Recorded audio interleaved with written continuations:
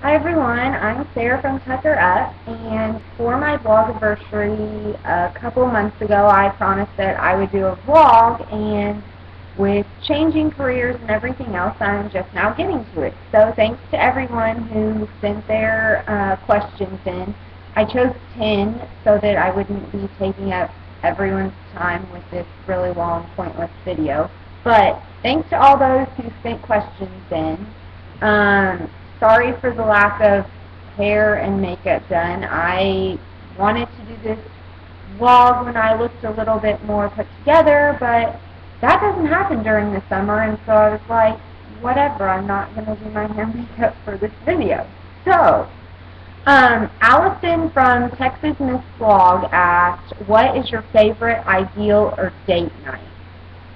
I would say that if I'm choosing the date night, I want to get dressed up and go somewhere that we've never been before, because Chris and I'm in a tank top and shorts every single day, and I just love to finally put on makeup and finally wear a dress that I haven't worn in a while. And Chris is probably total opposite, and he wants to go to Brahms and get ice cream and watch a movie and be in bed really early, which is great for me too. But if we're talking about ideal date night, I'd say something a little bit fancier, maybe out of our comfort zone.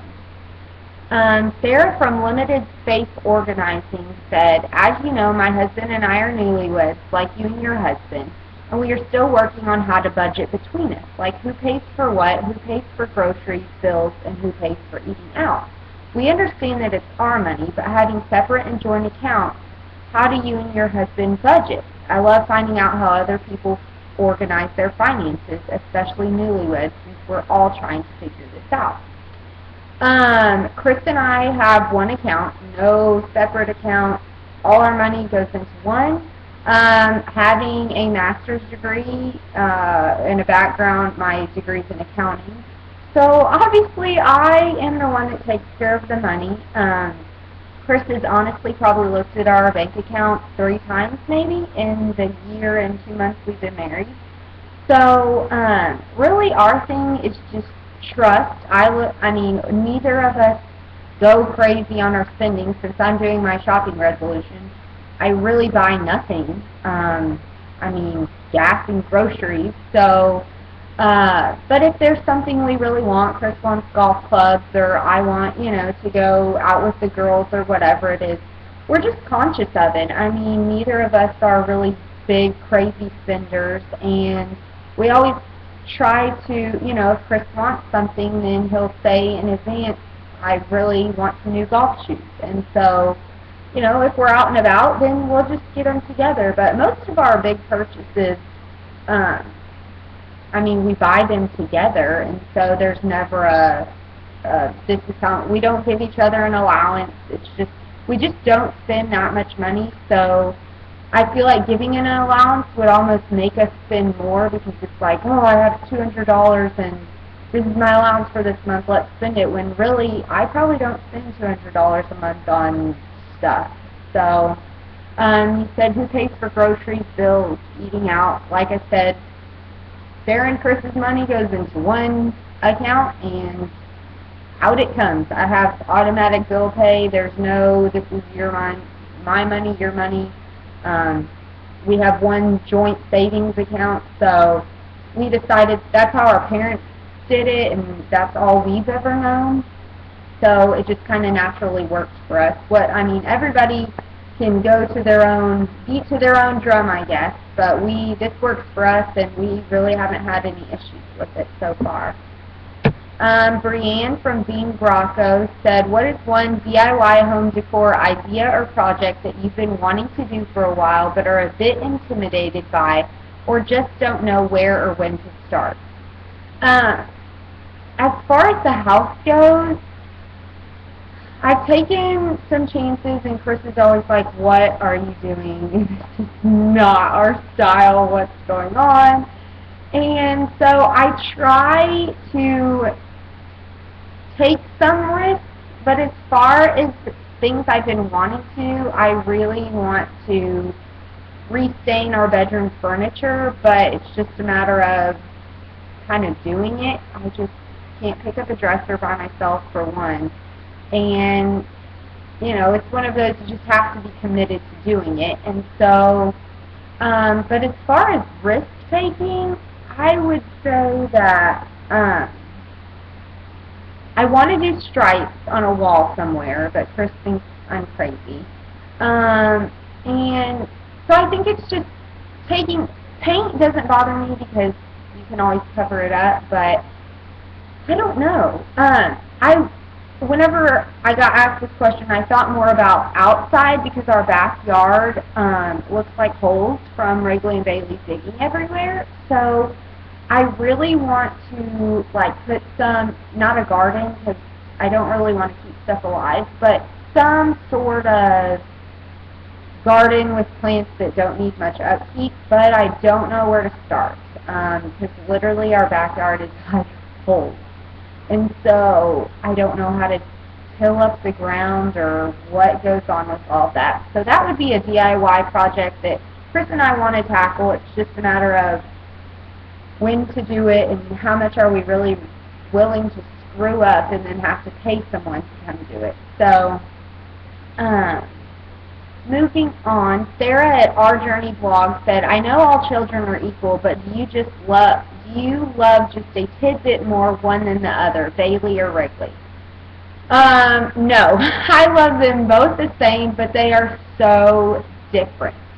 If I want to cuddle on the couch, Bailey is my go-to. Wrigley wants to take up the whole couch, kick you off. He wants to cuddle, but he just wants it all to himself. Bailey is more, I can move her and, snuggle her how I want.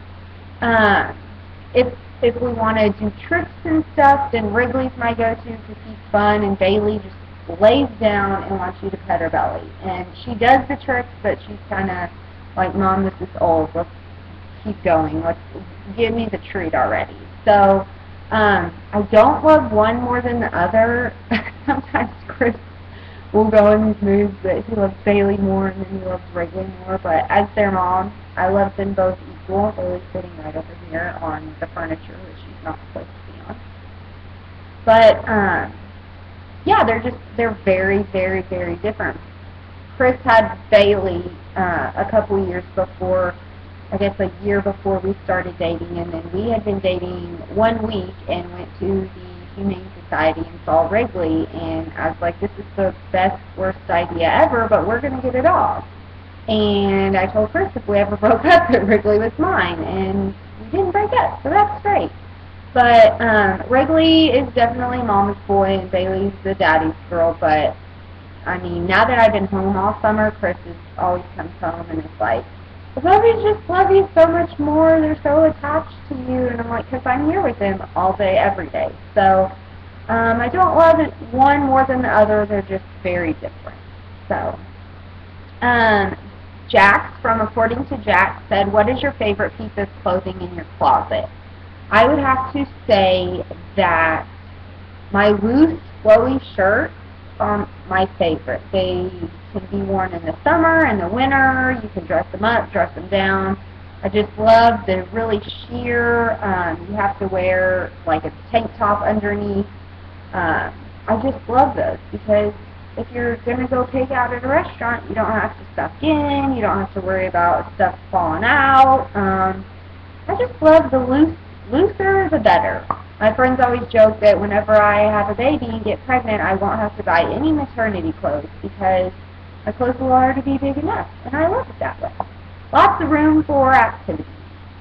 Allison from At Moments Like This said, what are you most excited about when it comes to teaching? So for those of you who don't know, I was in public accounting up until April of this year and got laid off, but before that I had already been getting my teaching certification, so I was lucky enough to make that transition pretty seamlessly.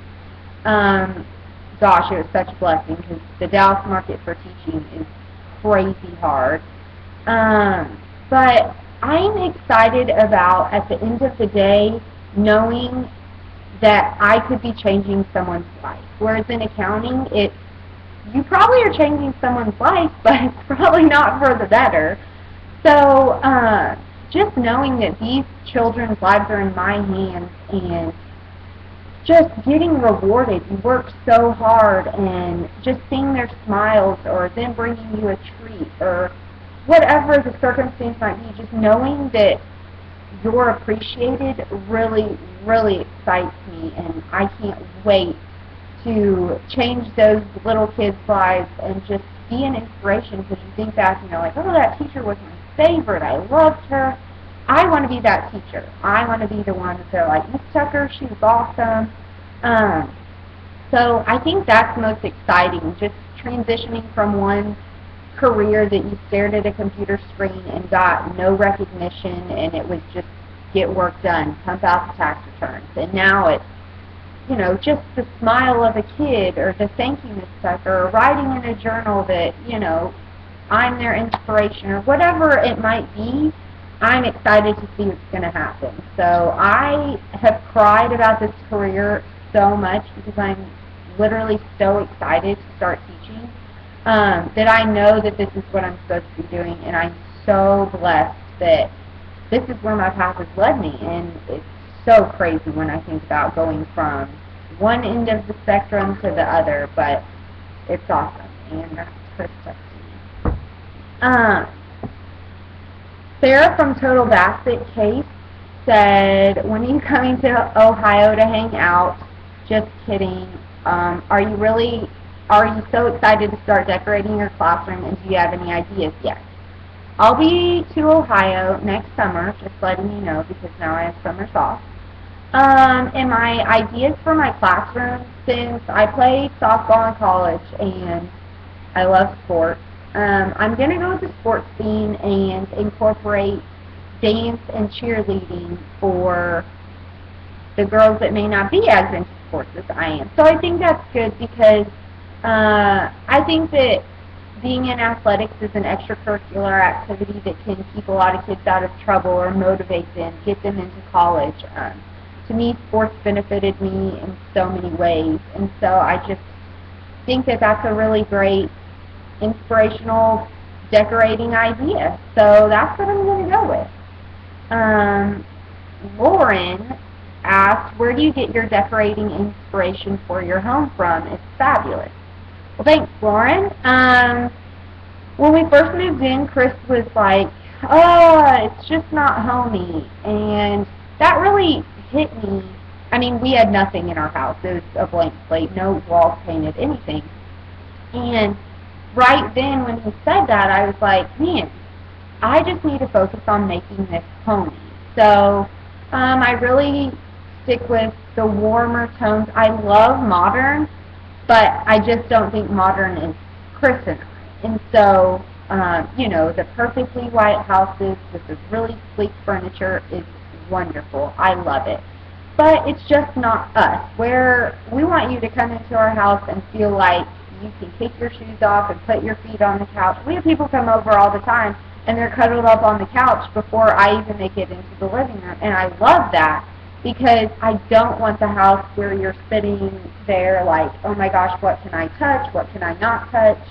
So I think our main goal was to just make it really, really inviting. And we actually had some friends over yesterday after church for lunch, and she walked in and was like, wow, your house is so homey. And that's perfect. That's what I want people to say. So I'm really happy to know that we're accomplishing those goals. But most of all, just sticking with warm tones and trying to make it very, very inviting. I had 2 anonymous comments, and one said, what products do you use in your hair? It's always so shiny.